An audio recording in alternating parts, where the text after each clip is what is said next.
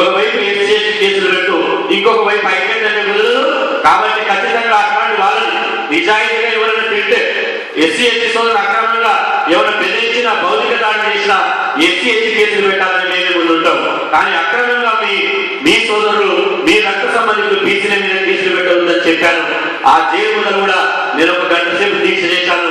అట్లనే మీ మీద ఎవరు ఎస్సీ ఎస్టీ కేసులు పెట్టినా, దాడులు జరిగిన, పోస్టింగ్లో ఎక్కడ అన్యాయం జరిగినా బీసీ సంక్షేమ సంఘం అండగా ఉంటుందని చెప్పి ఈ సందర్భంగా మీకు అందరూ విజ్ఞప్తి చేస్తూ కావాల్సిందల్లా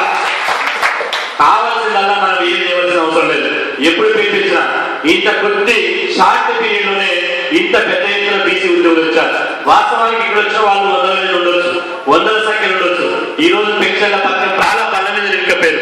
కానీ అయినా కూడా ఎక్కడ ఉద్యోగులు అక్కడ ఉన్నా కూడా తండోపతండాలుగా ఇక్కడ వచ్చి ఇంత పెద్ద సభను విజయవంతం చేసినందుకు ఈ